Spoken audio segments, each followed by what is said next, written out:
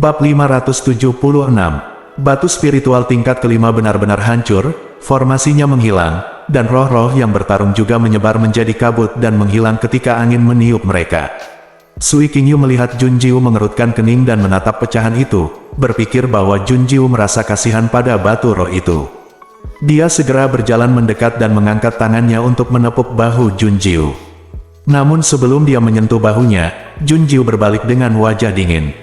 Sui Qingyu tidak punya pilihan selain menarik tangannya karena malu, mengepalkan tinjunya ke mulut dan terbatuk ringan. Sui Qingyu berkata, "Batu roh telah hilang. Aku akan memberimu sebuah kotak ketika aku kembali. Itu semua berkat kamu yang mengatur susunan untuk menahan Dugu King. Jika tidak, akan sulit bagi kami untuk menghadapinya jika mereka bergabung. Saya merasa tidak enak karena batu roh ini. Batu itu tidak berfungsi. Mereka seharusnya membunuh Dugu King," kata Jun Jiu. "Engah, Dugu King, Banyun dan yang lainnya tersedak." Semua orang memandang Jun Jiu dengan mata terbelalak dan tidak percaya bunuh Dugu King. "Cuma bercanda, mungkin King Jun ada di sini untuk mengatakan ini. Dia pasti akan mempercayainya." "Jun Jiu, mustahil." Sui Qingyu mendecakkan lidahnya, menyentuh dagunya dan berkata kepada Jun Jiu dengan sungguh-sungguh, "Sepertinya kamu dan Dugu King juga punya dendam. Dia memang pantas dibunuh, tapi formasimu tidak bisa membunuhnya." "Yah, ini bukan pukulan. Aku hanya mengatakan yang sebenarnya." Petik 2. Jun Jiu melirik Sui Qingyu dengan tidak percaya. Memang benar Dugu King tidak bisa dibunuh sekarang, tapi itu bukan karena formasi pertempuran hantu 9 putaran tidak cukup baik. Itu karena kekuatannya masih terlalu rendah. Jika dia berhasil menembus level 4, dia mungkin bisa mencobanya. Saat ini, Jun Jiu tiba-tiba mengangkat kepalanya dan melihat ke kejauhan. Salah satu dari mereka melompat ke atap dan berkata kepada Sui Qingyu dengan wajah jelek, "Tuan Istana." Patung-patung batu itu mendengar suara itu dan datang. Ups, mereka terlalu sibuk dengan tindakan mereka dan mengabaikan patung batu di kota abadi. "Cepat pergi." Jun Jiu memberi isyarat dan meraih Hong Yue, dan dia berteriak kepada Sui Qingyu dan yang lainnya, "Ikuti aku." Qingyu dan yang lainnya sedang menunggu kita di tempat lain. "Sui Qingyu, ayo pergi. Semuanya, ikuti Mo Yue." Pada saat ini, Jun Jiu menyuruh mereka untuk berhati-hati agar tidak terkontaminasi oleh debu batu, jika tidak patung batu itu akan terus mengejar mereka. Mereka segera pergi. Adapun kelompok murid dan penjaga yang ditinggalkan oleh Dugu King dan Wushu. Mereka adalah umpan terbaik untuk menyeret patung batu itu. Tanpa menoleh ke belakang, mereka berlari secepat mungkin selama 1 jam sebelum mengikuti Jun Jiu saat dia berbelok ke kiri dan kanan ke dalam gang yang dalam. Mendengar langkah kaki tersebut, Qingyu dan yang lainnya segera berdiri. "Sedikit, Mo Yue, kamu baik-baik saja." Setelah melihat Sui Qingyu dan yang lainnya mengikuti Jun Jiu, Qingyu berbalik dan menutupi rompi Jun Jiu.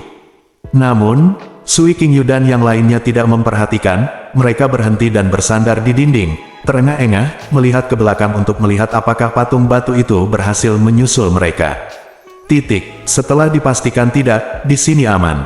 Mereka merasa lega, melihat Jun Jiu melemparkan bunga popi merah ke tanah, mata Qingyu berubah, dan dia menjadi dingin dan suka membunuh.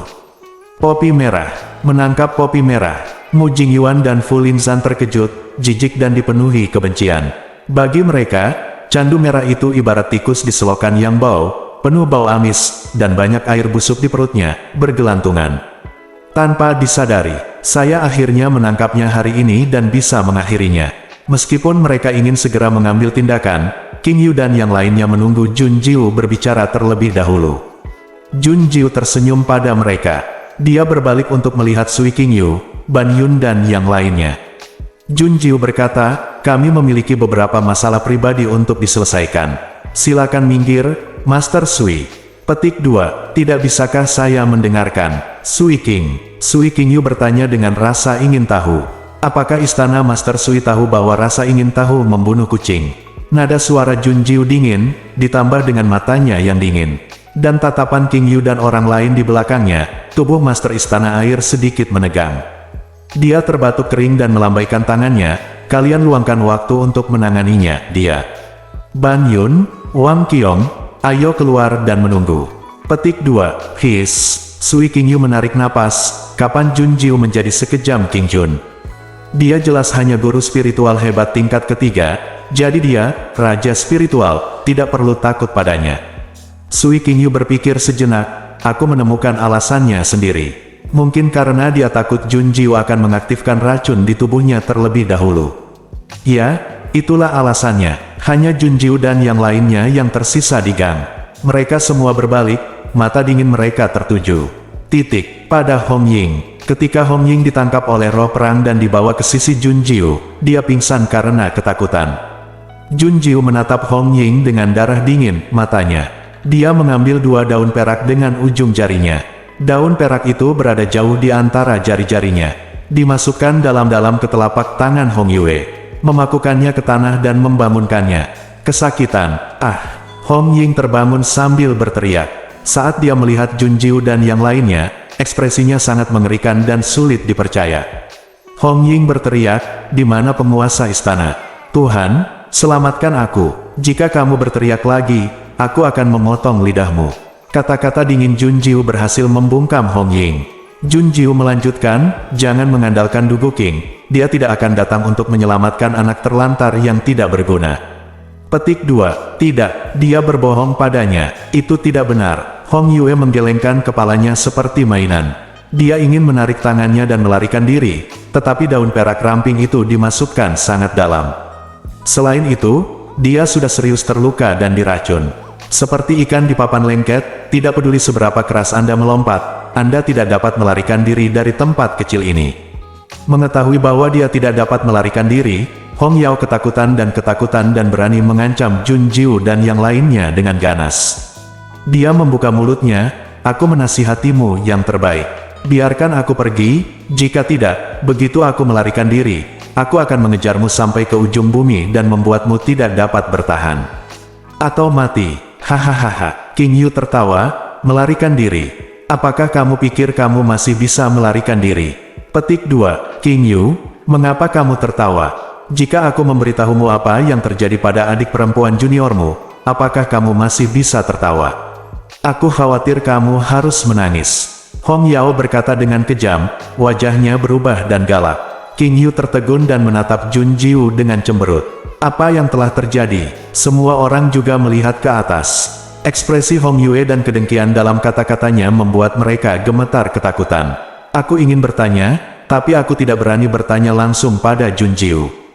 Hong Yao tertawa galak dan menatap Junjiu dengan getir. "Junjiu, bagaimana kamu mendetoksifikasi dirimu dari racun? Prosesnya pasti luar biasa, aku sangat ingin tahu." Petik 2. Ketika Hong Yao mengetahui bahwa Mo Yue adalah Junjiu, dia sangat marah dan menjadi gila. Dia bukan palsu, dia adalah Junjiu. Dia juga ingin membuka mulutnya dan mengucapkan segala macam kata-kata keji dan seperti kutukan, tapi Junjiu mengangkat tangannya dan mencubit leher Hong Ying. Melihat dengan dingin perjuangan Hong Ying dan memutar matanya, Junjiu Cai tersenyum dan berkata, "Hong Ying, aku hanya memujimu ketika aku mengatakan kamu bodoh." Petik 2. "Aku seorang alkemis, dan racun belaka ingin mengendalikan saya. Ini konyol, tapi saya berdedikasi untuk. Anda telah menyiapkan racun, datang dan mencobanya." Tidak, perjuangan Hong Yao sia-sia." Junjiu membuka mulutnya dan langsung memasukkan racun ke dalamnya. Lalu dia melepaskan Hong Yue. Junjiu bertepuk tangan dan berkata, "Kakak senior, kamu bisa bertanya padanya apapun yang ingin kamu tanyakan nanti." "Jika kita bertanya, apakah dia akan menjawab?" Mo Jingyuan bertanya dengan heran. Junjiu mencibir dan mengangkat bibirnya. "Ya." Bab 577. Ini adalah racun yang dimurnikan khusus untuk Hong Ying. Adapun reaksi setelah menguji racunnya, Junjiu dapat memutuskan setengahnya, dan sisanya tergantung pada keberuntungan Hong Ying. Separuh lainnya adalah racun yang digunakan untuk penyiksaan. Selama Hong Ying berbohong, dia akan merasakan sakit di hatinya, daging dan tulangnya akan terasa seperti digerogoti semut, hidup akan lebih buruk daripada kematian. Selama proses ini, Red Poppy akan tetap terjaga sepanjang proses. Dia dengan jelas memperhatikan dia menceritakan semua rahasia yang tidak bisa dia ceritakan. Dan rahasia ini hanya boleh diberitahukan kepada musuh, bisa dibayangkan perasaan masam di hati Hong Yao. Racunnya bekerja dengan cepat. Setelah Junjiu menanyakan beberapa pertanyaan, dia meninggalkannya bersama Qingyu dan yang lainnya. Dia bukan satu-satunya yang memiliki dendam terhadap Hong Yue. Jun Jiu maju 2 langkah. Dia bersandar di dinding dengan mata tertunduk untuk menutupi ekspresinya. Dia bertanya pada Hong Ying, apa tujuan Dugu King datang ke sini? Rahasia keabadian dan harta karun misterius. Lalu apa itu? Dia juga bertanya apa hubungan antara Dugu King dan Wu Zu, penguasa kota Qingwu, dan mengapa mereka bergabung. Lagi pula, sebelum tiba di kota Qingwu, mereka belum pernah mendengar adanya hubungan antara Dugu King dan kota Qingwu. Jun Jiu juga mengetahui kabar yang memiliki hubungan keluarga bukanlah Dugu King dan Wu Zu, tapi Lu Hongyan dan Wu Zu. Jun Jiu menyipitkan matanya dan berpikir, sedikit lengkungan di sudut bibir Jun Jiu terasa dingin dan serius. Dia memiliki intuisi bahwa mengetahui hubungan antara Lu Hongyan dan Wu Zu akan memberinya terobosan besar. Hal ini juga terkait erat dengan Dugu King. Tapi sebelum itu, dia harus menemukan tempat di mana Raja Mayat Hidup menyembunyikan manik-manik itu. Dia belum membunuh Dugu King, dan tidak ada yang bisa menghalangi jalannya.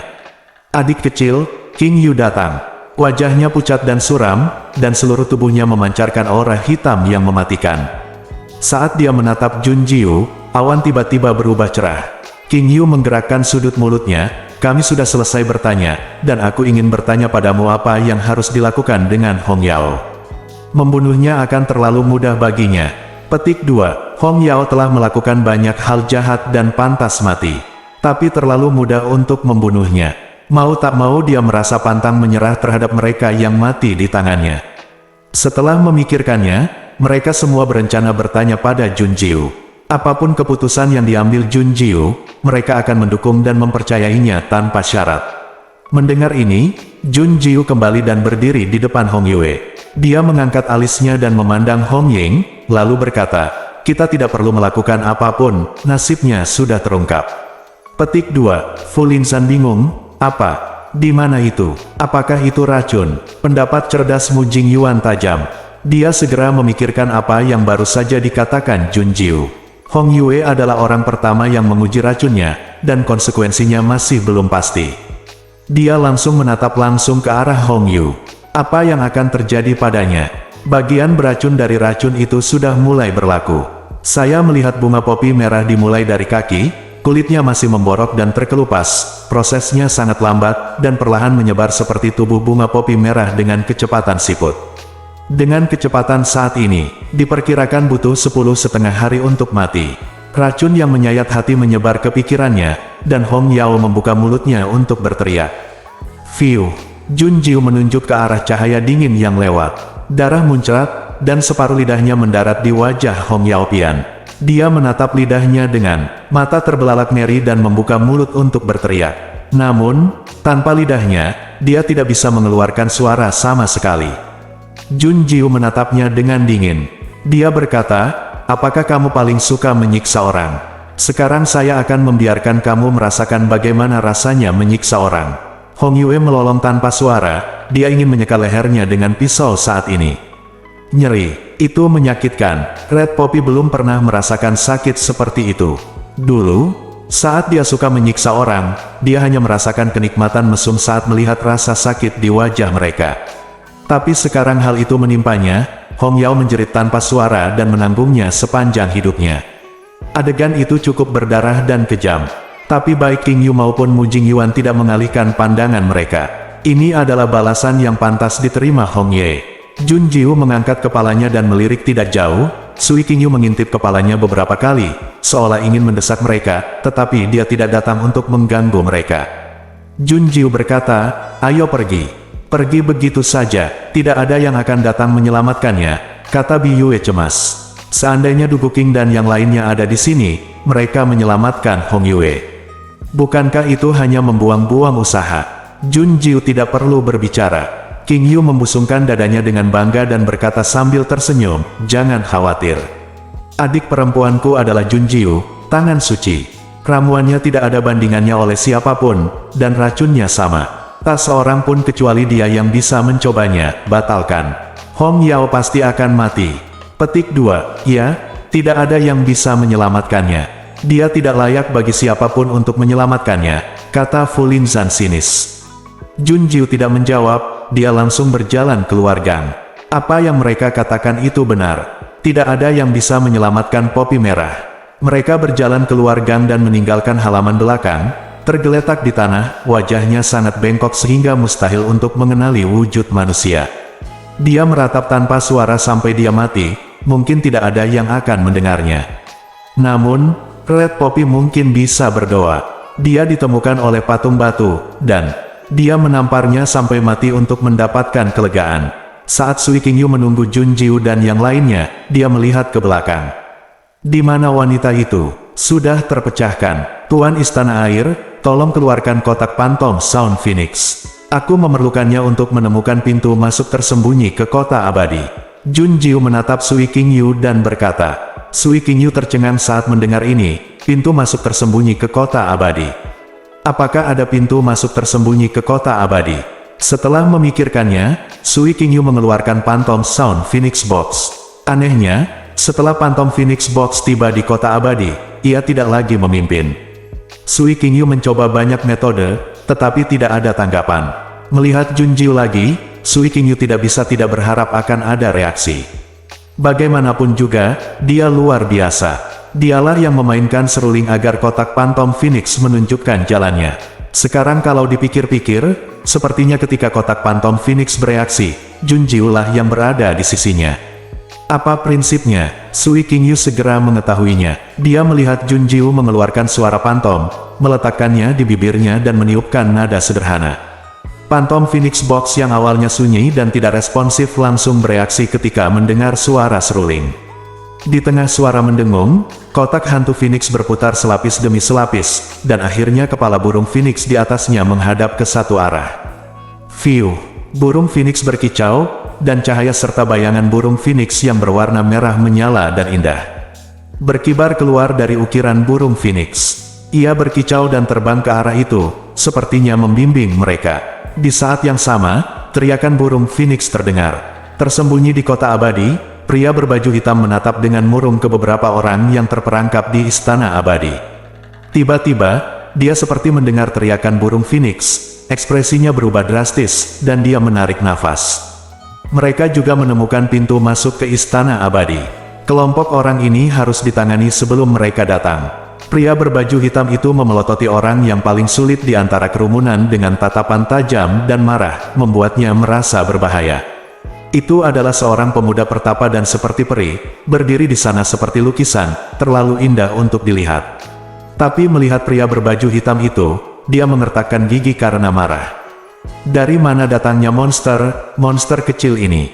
Bab 578. Patung batu di sini memiliki kekuatan raja spiritual tingkat pertama. Lihatlah Pavilion Wanyin, karena saat pertama kali membangun kota abadi, ia menggunakan prototipe formasi Pavilion Wanyin. Jadi tidak lama setelah mereka memasuki kota abadi, mereka menemukan pintu masuk ke istana abadi.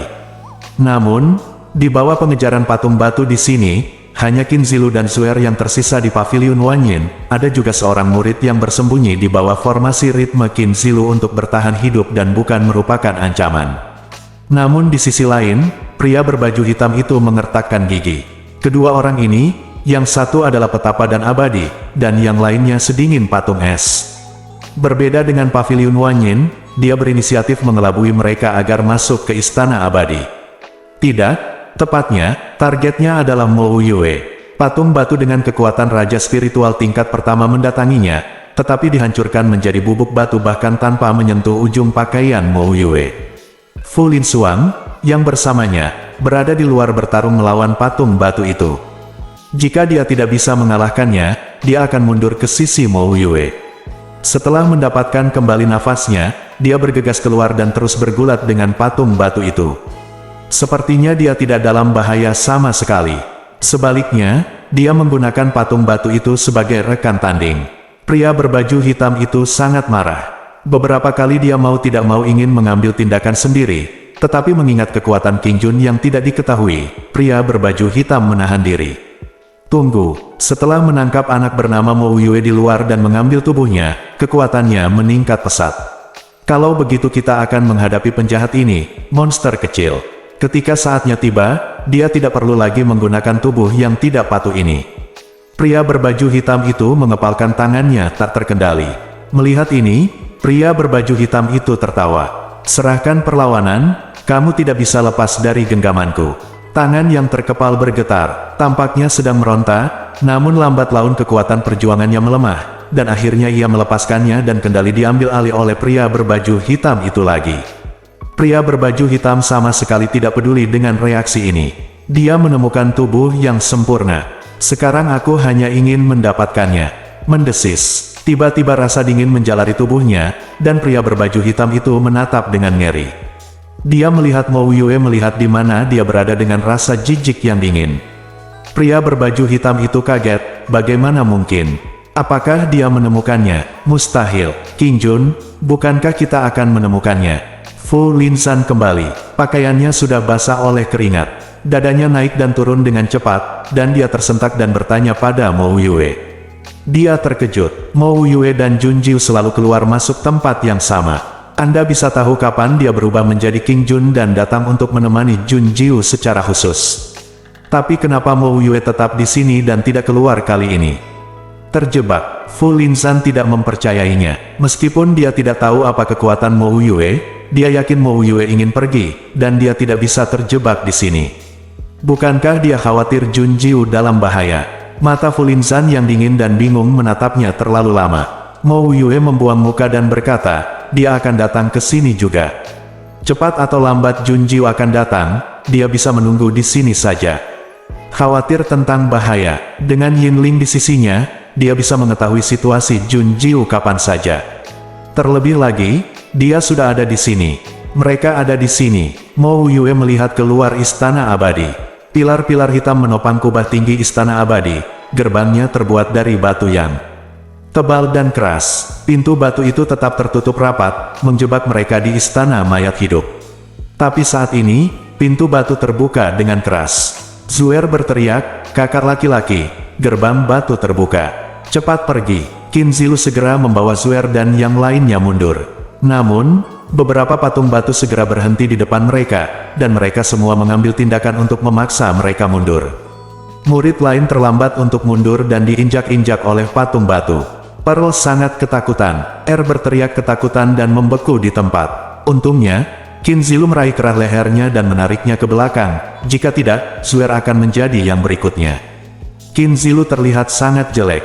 Karena mereka terus bertengkar tanpa ada waktu istirahat, bibirnya menjadi pucat dan tidak berdarah. Dia terus memasukkan pil ke dalam mulutnya untuk dapat mempertahankan konsumsi energi spiritual yang besar di tubuhnya. Dia tidak bisa terus seperti ini, dia tidak akan bertahan lama. Jika dia tidak bisa keluar dari sini lagi, dia dan Zuer akan mati di sini. Qin Zilu tidak bisa menahan diri untuk tidak berdoa dalam hatinya. Saya berharap Tuan dan Tetua akan melihat suratnya dan datang tepat waktu. Tapi Qin Zilu tersenyum pahit lagi. Sekalipun mereka bergegas, mereka tidak tahu bahwa mereka berada di bawah tebing, dan mereka harus melompat ke dalam air untuk menemukan pintu masuk. Apakah dia ditakdirkan untuk mati di sini? Tepat ketika Qin Zilu berkecil hati, patung batu itu tiba-tiba berhenti dan berdiri diam, tetapi kepalanya berputar 350 derajat dan menatap ke pintu batu. Tapak, serangkaian langkah kaki datang. Qin Zilu buru-buru melihat ke atas. Siapa itu? Di balik gerbang batu, orang pertama yang terlihat adalah Sui Qingyu. Dia memegang kotak pantom Phoenix di tangannya dan berjalan masuk dengan hati-hati. Begitu dia melihat King Jun, dia segera berbalik sambil tersenyum. Kamu benar, King Jun memang ada di sini. Tapi bagaimana kamu tahu? Petik 2. Dia dan saya memiliki hubungan yang dekat, jadi kami tahu. Pemuda itu berkata dengan suara dingin dan tersenyum. Ayolah, Mo Yue mengerutkan bibirnya. Apakah Anda memiliki pemahaman diam-diam? Akan lebih baik lagi jika bisa ditambahkan ke dalam adonan. Sudut mulut Sui Qingyu bergerak-gerak. Apakah ada hubungan antara kedua pria itu? Oh, dia mengguncang tubuhnya. Jun Jiu berjalan ke pintu batu, diikuti oleh Fu Linzan dan yang lainnya. Melihat Fu Linsuang dari kejauhan, Fu Linzan tampak terkejut dan menepuk dadanya lalu menghela nafas lega. Qingyu mengangguk ke arah Mo Yue dari kejauhan. Namun saat Jun Jiu dan yang lainnya hendak berjalan menuju Mo Yue dan yang lainnya, beberapa patung batu menghampiri dan memaksa mereka berhenti. Ban Yun mengerutkan kening, patung batu ini sepertinya tidak menyerang kita. Patung batu itu berhenti di depan mereka dan tidak bergerak. Tapi begitu mereka bergerak, mata patung batu itu mengikuti mereka dan menatap mereka. Mungkinkah makhluk-makhluk ini hidup dan memata-matai kita? Fu Linzan menarik napas dan berkata, Jun Jiu tidak berpikir begitu. Seharusnya pemilik patung batu tersebutlah yang mengendalikan patung batu tersebut. Apa yang ingin dia lakukan? Jun Jiu melihat patung batu di depan Wan Yingye dan yang lainnya, serta Mo Yue dan mereka, dan sebuah ide muncul di benaknya. Apakah patung-patung batu ini menghalangi mereka? Apa yang sedang dilakukan Raja Mayat Hidup? Berencana untuk mengalahkan mereka satu persatu. Pada saat ini, Qin Zilu berkata, Tuan Istana Air, mari bekerja sama. Masing-masing patung batu ini memiliki kekuatan Raja Roh tingkat pertama. Mari bekerja sama untuk pergi dari sini. Di mata Qin Zilu, Jun Jiu dan Mo Yue semuanya mendengarkan Sui Qingyu. Jadi dia mengusulkan kerjasama dengan Sui Qingyu. Namun, Sui Qingyu mencibir 2 kali dan menolak. Tidak, harta karun pavilion Wan Yinmu ada di tanganku. Bekerja sama, aku khawatir begitu kamu berbalik dan pergi dari sini, kamu akan menusukku dari belakang. Dan itu hanya Raja Roh tingkat pertama, jadi bukan berarti aku tidak bisa menghadapinya. Mo Yue, bagaimana menurutmu?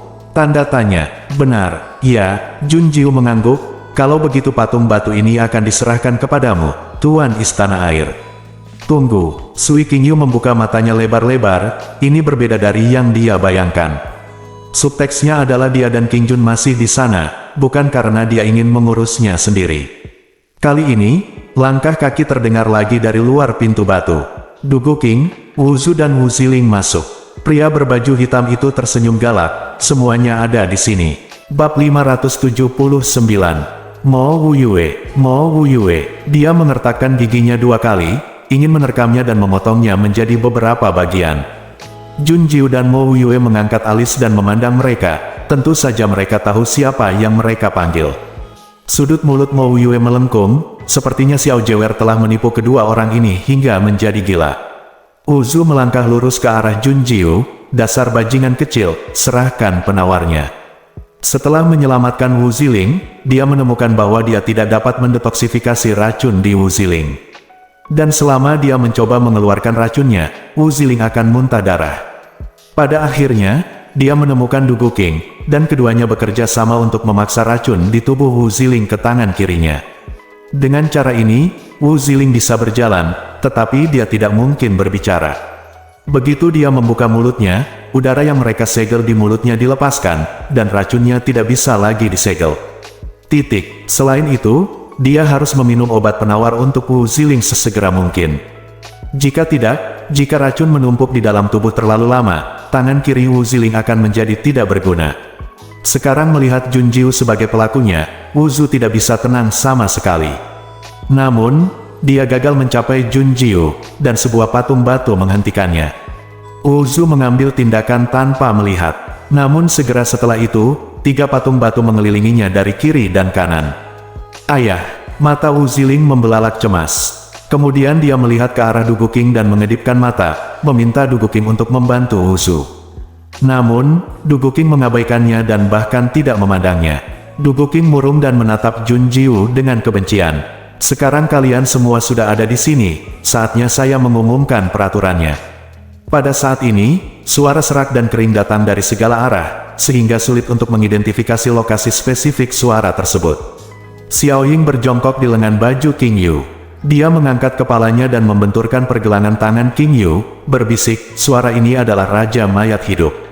Bahkan jika dia mengambil tubuhnya 100 kali, bahkan jika dia berubah menjadi abu, dia akan tetap mengingatnya, dia.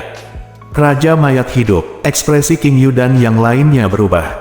Jun Jiu dan Mo Yue saling memandang dan bertukar pandang, matanya berkedip, memikirkan apa maksud aturan Raja Mayat Hidup. Sepertinya dia akan membuat permainan. Di saat yang sama, Jun Jiu melihat sekeliling dengan dingin. Kotak pantom Phoenix menunjuk ke sini, tetapi istana abadi kosong dan tidak ada harta karun yang terlihat. Belum lagi manik-manik yang mereka cari.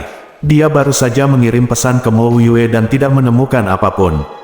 Raja Mayat Hidup menyaksikan dengan kepuasan ketika semua orang tertarik dengan kata-katanya dan menjadi tenang. Dia kejam dan serakah, dan bertekad untuk memenangkan hati Jun Jiu. Dia berkata, saya tahu mengapa Anda ada di sini. Metode rahasia keabadian, kan? Petik 2. Baru saja mendengar suara riak air, pusaran muncul dari udara tipis di tengah kuil keabadian. Semua orang menoleh dan melihat sebuah gulungan yang terbungkus cahaya hitam terbang keluar dari tengah pusaran air. Melihat ini, Dugu King segera berhenti menatap Junjiu. Dia terbang menjauh dari patung batu itu dan mengulurkan tangan untuk mengambil gulungan itu. Raja mayat hidup tidak menghentikannya. Dia memandang Dugu King dengan jijik dan ejekan saat dia mengulurkan tangannya untuk mengambil metode rahasia keabadian. Yang lain tidak pergi, mereka ingin melihat apakah Dugu King bisa mendapatkannya. Melihat Dugu King mengulurkan tangannya ke dalam cahaya hitam, sebuah suara korosif keluar. Dugu King menjerit dan tiba-tiba bersandar ke belakang, membanting ke pilar. Ekspresinya sangat menyakitkan, memegang tangan kanannya, wajahnya garang dan membiru. Mata Junjiu tertuju pada tangan kanan Dugu King, mulai dari jari dan berakhir di pergelangan tangan. Terkorosi oleh aura hitam, penuh dengan rangsangan visual yang mengerikan. Semua orang merasa kedinginan. Sekarang tidak ada yang berani meniru Dugu King. Hahaha, Raja mayat hidup mengangkat kepalanya dan tertawa. Dia berkata, tanpa persetujuanku, tidak ada yang bisa mengambil rahasia keabadian. Jika kamu ingin mendapatkannya, kamu harus mematuhi peraturanku. Aturan apa? Zu bertanya. Raja mayat hidup menatap Junjiu dengan senyum sinis di wajahnya. Dia mengarahkan jarinya ke Junjiu. Bahkan jika tidak ada yang bisa melihat gerakannya, dia tidak peduli. Raja mayat hidup berkata, aku ingin kau menangkapnya. Anak laki-laki bernama Mo Yue itu. Siapapun yang menangkapnya, aku akan memberimu rahasia keabadian. Termasuk harta tak terhitung milikku di balik pusaran air ini. Aku akan memberikannya padamu. Petik 2. Boom. Petik 2. Sebuah pot meledak di istana abadi. King Yu, ekspresi Fulin Suang berubah. Dugu King dengan enggan mengangkat kepalanya. Dia dan Wu Zu tampak bersemangat untuk mencoba. Jika Anda menangkap Junjiu, Anda bisa mendapatkan metode rahasia keabadian.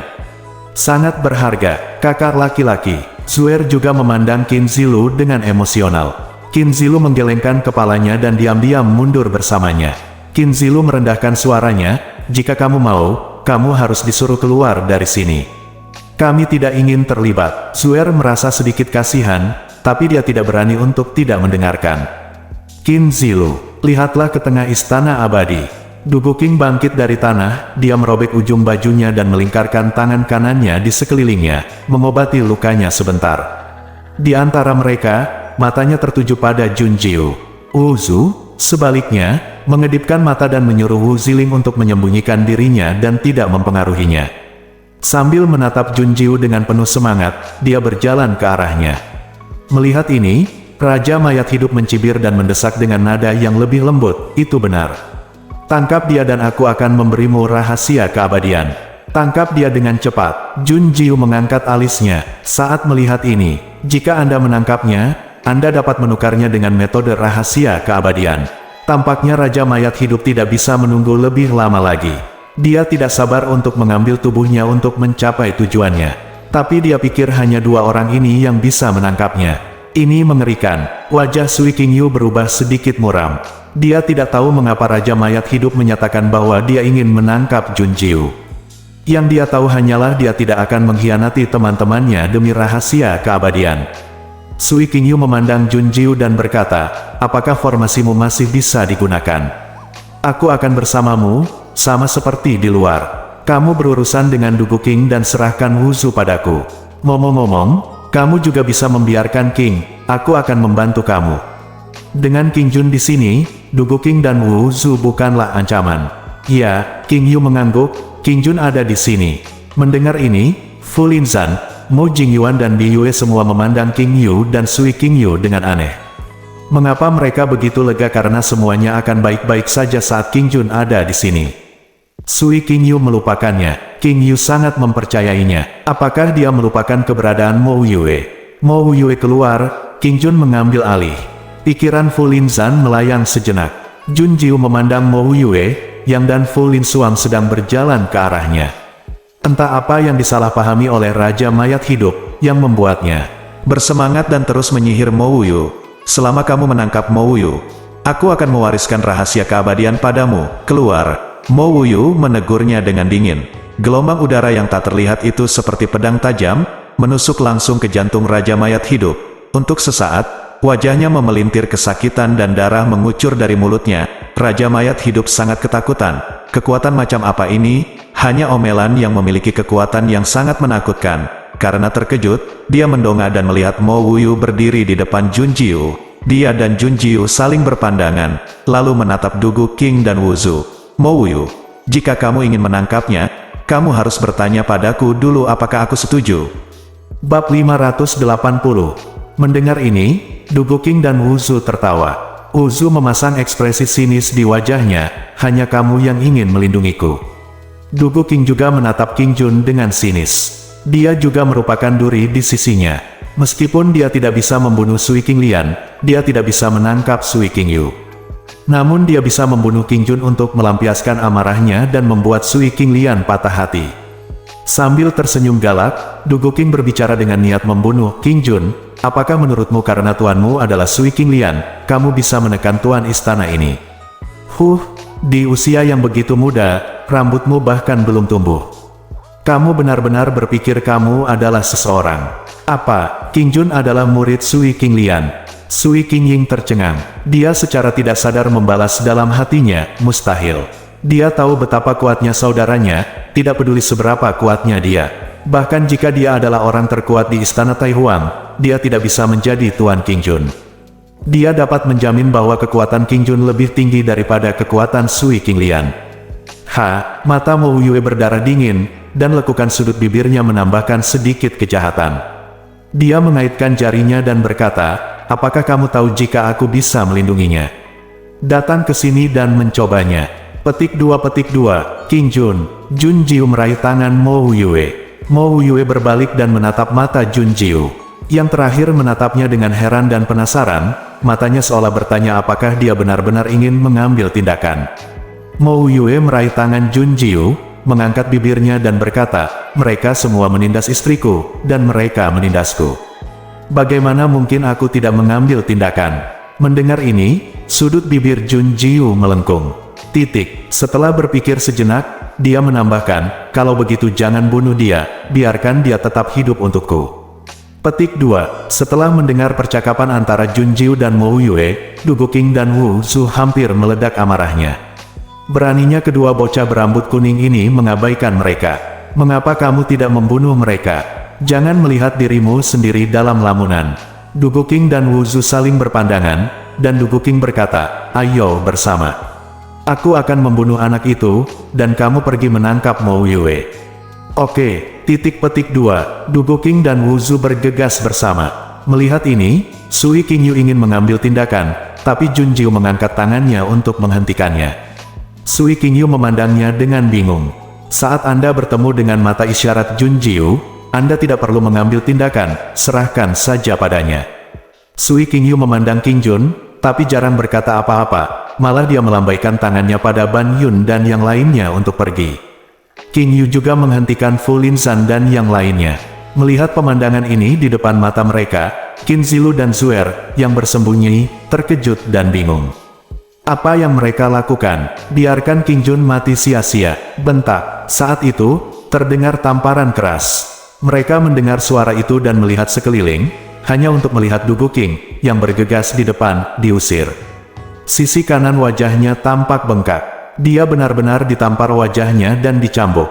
Bagaimana ini bisa terjadi? Dugu King adalah guru spiritual tingkat 9. Siapa yang bisa menamparnya? Bentak. Ada suara lain. Wuzu mengikuti Dugu King dari dekat, dan juga dikirim terbang keluar. Mereka jatuh ke tanah satu demi satu, bangkit dan menutupi separuh wajah mereka yang bengkak menjadi kepala babi, menatap tak percaya. Mereka benar-benar ditampar. Dugu King menolak untuk percaya bahwa Mo Wuyu telah melakukan ini. Dia berteriak, siapa itu? Berdiri. Petik 2. Bam. Mo Wuyu mengangkat tangannya dan menekannya ke udara. Sebuah kekuatan tak kasat mata yang tidak terlihat oleh siapapun menekan Dugu King dan Wuzu, mendorong mereka ke bawah. Klik, tanah batu yang keras retak, dan sosok Dugu King dan Wuzu hilang di depan mereka. hanya meninggalkan dua cekungan besar berbentuk manusia. Mendesis. Semua orang tersentak dan membeku di tempat karena ketakutan. Matanya yang melebar begitu ketakutan hingga dia bahkan tidak menggerakkan bola matanya. Mereka adalah guru spiritual agung tingkat 9 dan raja spiritual tingkat 4. Dia bahkan tidak melawan atau melawan, dan secara sepihak ditekan oleh Mo Yue. Itu ditekan langsung ke tanah batu. Seberapa menakutkankah kekuatan ini? Semua orang menatap Mo Yue, tenggorokan mereka bergerak-gerak, dan mereka menelan ludah dengan panik. Aku tidak pernah menyangka Mo Yue bisa sekuat itu. Mo Yue bahkan tidak melihat mereka berdua. Dia berbalik untuk melihat Jun Jiu. Dia berkata, mereka sudah menyelesaikannya. Sekarang saatnya mengeluarkan orang yang bersembunyi di kegelapan. Di mana dia? Tanya Jun Jiu. Dia bisa merasakan mata Raja Undead yang serakah dan gila tertuju padanya. Namun perbedaan kekuatannya terlalu besar, dan Jun Jiu tidak dapat menemukan jejak Raja Mayat Hidup. Tapi tidak masalah, Mo Yue akan memaksanya keluar. Mo Yue mengangkat tangannya dan terdengar suara keras. Seorang pria berbaju hitam difoto dari kejauhan. Dia jauh lebih baik daripada Dubu King dan Wuzu, dan dia terhuyung berdiri. Raja Mayat Hidup menatap Mo Yue dengan kaget dan ketakutan. Dia berteriak, "Siapa kamu? Tidak mungkin ada seseorang dengan kekuatanmu di tingkat ketiga bawah." Kekuatan mengerikan, seperti itu, membuatnya terlihat sangat muda. Bahkan di tingkat ketiga tengah, mereka masih menjadi putra dan putri kebanggaan dari sekte super yang dimanjakan oleh surga dan dibudidayakan dengan menghancurkan ribuan harta karun. Bagaimana orang seperti itu bisa muncul di sini? Jubah hitam menutupi sosok Raja Undead dan wajahnya. Tapi Jun Jiu merasakan perasaan familiar yang tidak bisa dijelaskan. Dia tiba-tiba teringat apa yang dikatakan Xiao Ying padanya, dan wajah Jun Jiu langsung berubah jelek. "Bukankah begitu, Raja Mayat Hidup? Nak, jangan berpikir kamu bisa menangkapku. Ini adalah istana mayat hidup, wilayahku. Aku berubah pikiran, aku ingin tubuhmu." Dibandingkan dengan tubuhnya saat ini, Jun Jiu sangat sempurna, yang membuat hatinya tergerak. Tapi Mo Yue lebih menyukainya. Dengan perawakan yang begitu kuat dan luar biasa, selama ia berhasil merebut tubuh tersebut. Dia tidak lagi menjadi Raja Roh Agung dapat dengan mudah melakukannya, dan bahkan Raja Roh pun dimungkinkan. Hasrat menutupi rasa takut, dan Raja Mayat Hidup menatap Mo Yue. Dan menjilat bibirnya, dia menyeringai galak, "Aku menginginkanmu. Tubuhmu adalah milikku." Petik 2, ingin, datang dan ambillah. Mo Yue sama sekali tidak menganggap serius Raja Mayat Hidup. Semut seperti itu bahkan tidak memenuhi syarat untuk masuk ke matanya. Tapi dia berani mengingini jiwa kecilnya, dan niat membunuh yang dingin dan menakutkan melintas di mata Mo Yue. "Raja Mayat Hidup, saya ingin melihat apakah kamu mati." Tapi saat Mo Yue hendak mengambil tindakan, Jun Jiu berkata, "Tunggu sebentar." Selanjutnya, Jun Jiu mengirim pesan ke Mo Yue. Dia berkata, tubuh yang digunakan Raja Mayat Hidup kemungkinan besar adalah Yun Qiao. Jangan sakiti tubuh Yun Qiao, dia akan mati jika tidak tahan. Yun Qiao. Mo Yue berpikir sejenak sebelum dia teringat bahwa ini adalah saingan cinta yang melebih-lebihkan kemampuannya. Dia tidak peduli dengan hidup atau mati Yun Qiao, tapi Jun Jiu peduli. Mo Yue menyipitkan matanya, "Aku akan menjaga tubuhnya." Setelah mengatakan itu, Mo Yu mengulurkan tangannya ke arah Raja Mayat Hidup. Di saat yang sama, Raja Mayat Hidup melambaikan tangannya untuk membunuh semua patung batu. Dia bahkan meremas tangannya di dada untuk mengaktifkan pembentukan istana abadi. Dengan segala cara, dia pasti menang. Anda harus mendapatkan tubuh yang kuat dan sempurna ini. Ini akan menjadi cangkang terbaik baginya untuk mencapai puncak tertinggi. Dia harus menangkapnya. Tangkap dia. Senyuman serakah, gila dan bersemangat muncul di wajah Raja Mayat Hidup. Bersambung.